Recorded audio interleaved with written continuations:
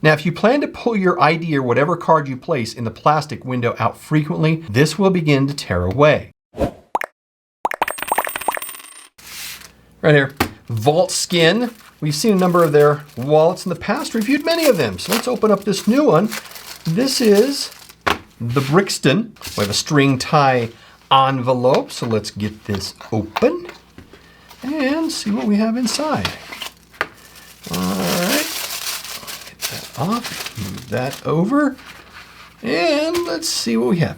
All right, as it says, the Brixton, we will pull propaganda out. Let's see, do we have anything else in here? Nope, that looks like that is it. All right, let's take a quick look. This is mass produced, all the Vaultskin wallets are. Let's take a look at the sewing, pretty standard. See if we're getting any kind of that reinforcement that we're hoping for. We do get a loop over there, interesting. And we have this nice shiny little plastic front end. Well, let's go. Now I've got the brown here, but also comes in black, green, blue, and surprisingly or not, purple. As mentioned, we've reviewed a number of Vaultskin wallets over the years, but this is their first vertical card holder type wallet that we've seen from them. Quick feature view. We see that we have an exterior card slot right here. This is an ID window. You can use it for tap pay or access cards, or your ID. Again, that's kind of what it's here for. And then we have 3 exterior card slots. We have 1, 2, and 3. So 1, 2, and 3. 2 in the back, 2 in the front. Capacity 1 to 2 cards. It's very tight, so you don't want to put too many cards in there. And finally, we have 2 interior card slots. We have this one in the front or the back, and this other one on the front. So 1 and 2. More cards or folded cash fits there really well.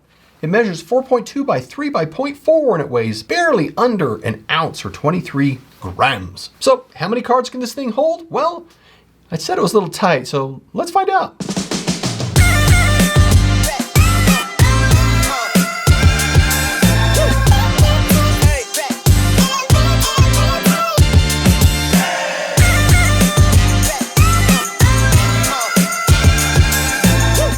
I got 6 cards, which is honestly about the max. Maybe 2 more cards you could fit in here and cash, 2 slips folded twice or in thirds, whatever you prefer.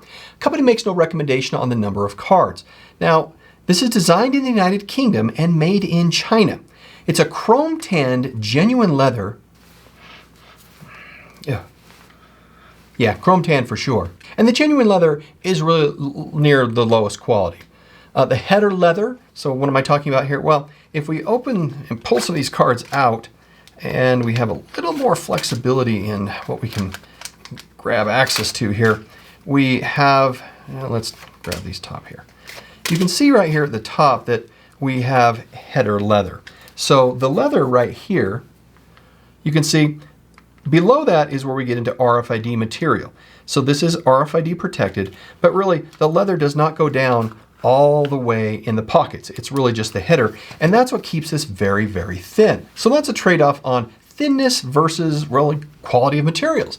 Now, the plastic front is really a no-no for me for wallets. It fades, it yellows, it becomes opaque, and likely will tear down the front on these edges if you do a lot of cards insertion and extraction from here. And it'll really just stop working. Machine stitched all the way around that we noticed in all of the areas. Thanks, Nick. We can remove you from now. And you can see that we would have issues of this tearing in these corners after, excessive use, but that tends to happen really quick. So we see that we have folded edges. So the leather comes in like this, and then it's sewn on both sides of it. So it really is a very thin cut of leather. And it is actually missing reinforcements on particular areas that would receive a lot of stress.